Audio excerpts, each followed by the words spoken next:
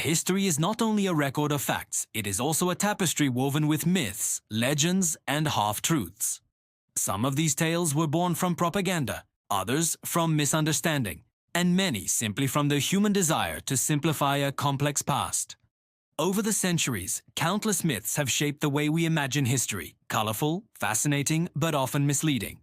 Today, we will explore the top 10 most widespread myths in world history, narratives that millions still believe, even though evidence proves otherwise.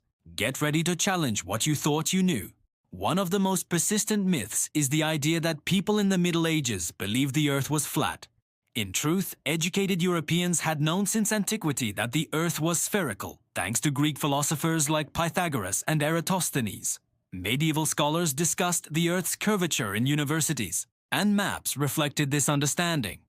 The myth of flat Earth believers was popularized much later. In the 19th century, it was used to paint the medieval period as ignorant and unscientific. It was less a historical reality and more a product of modern prejudice against the so-called Dark Ages.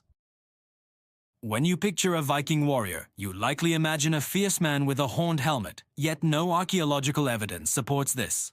Viking helmets that have been discovered are simple, practical, and hornless. The horned design originated in 19th century operas, especially Richard Wagner's Ring Cycle, where costume designers added horns for dramatic effect. Over time, this theatrical invention replaced reality in popular imagination. The true Viking warrior would have laughed at the idea. Horns would have been impractical in battle. They would easily catch weapons and blows. Napoleon Bonaparte is often mocked as a man of small stature. In reality, he was about 5 feet 6 or 5 feet 7 inches tall, average height for his era. The confusion arose from differences between French and British measurement systems. British propaganda exaggerated his supposed shortness. They called him the Little Corporal. Ironically, Napoleon surrounded himself with tall imperial guards. This made him appear smaller by comparison. The myth endured, reinforcing a stereotype. It persists even today in psychology as the so-called Napoleon complex. The image of one great fire destroying the vast Library of Alexandria is powerful but inaccurate. The library suffered damage multiple times across centuries, during Julius Caesar's campaign, later civil conflicts, and possibly under Roman and Christian authorities. Instead of a single apocalyptic blaze, it was a gradual decline, and neglect that erased much of its collection. The romantic vision of one tragic night when all ancient knowledge was lost is a myth, though the reality is no less tragic. Priceless works disappeared slowly, scattered and forgotten. Hollywood has given us the impression that Roman gladiators always fought until one of them was killed. In reality, gladiators were highly trained and expensive investments.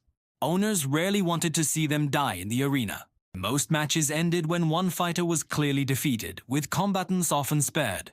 Death matches did occur, but they were the exception rather than the rule.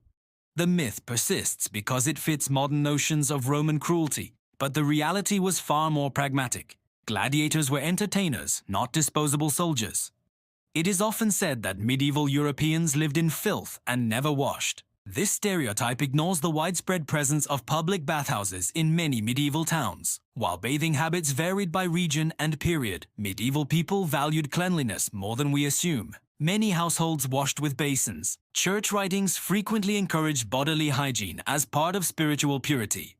The myth gained traction in later centuries, especially during the Enlightenment, when earlier eras were painted as dirty and primitive. In truth, hygiene may not have been modern by our standards, but it was not absent. School books long taught that Christopher Columbus set out to prove the Earth was round, bravely sailing west into the unknown. In fact, the spherical nature of the Earth was already well known in 1492. What Columbus challenged was the size of the Earth. He underestimated its circumference and believed Asia was much closer by sailing west. His accidental encounter with the Americas did not prove the world's shape, but rather revealed a continent unknown to Europeans. The myth simplified a nuanced story into a tale of heroic discovery. The failure of Napoleon's invasion of Russia in 1812 is often blamed solely on the harsh Russian winter. While the cold was devastating, the reasons for his defeat were far more complex. Stretched supply lines weakened the army. Scorched earth tactics by Russian forces destroyed resources. Disease spread rapidly through the ranks. Starvation consumed thousands, and poor planning all played critical roles. General Winter became a convenient explanation, romanticizing Russian resilience while downplaying strategic failures. History is rarely so simple.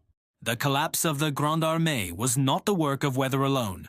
It is a common claim that the Great Wall of China is the only man-made structure visible from space. Astronauts have repeatedly debunked this. The wall, though vast, is relatively narrow. It blends into the natural environment. From orbit, it is nearly invisible to the naked eye. Without assistance, it cannot be seen clearly. In contrast, city lights and airports are much easier to spot. The myth became popular in the 20th century. It symbolized the wall's grandeur. But the truth is more modest. It is magnificent on Earth, not in orbit. According to Homer, the Trojan War began when Paris of Troy abducted Helen, the most beautiful woman in the world. This myth endures in popular imagination, but modern historians view the story differently. While Helen's tale may be rooted in legend, the war, if it occurred, was likely fought over trade routes, political rivalries, and control of the Dardanelles.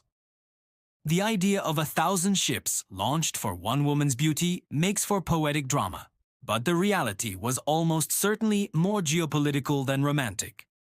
History is filled with myths, some amusing, some tragic, and some persistent even today. From flat earth tales to horned Vikings, from misunderstood shrouds to legendary walls, these stories remind us that history is not just about what happened, but about how people choose to remember and retell it. By questioning these myths, we not only uncover the truth, but also learn how history is shaped by politics, culture, and imagination.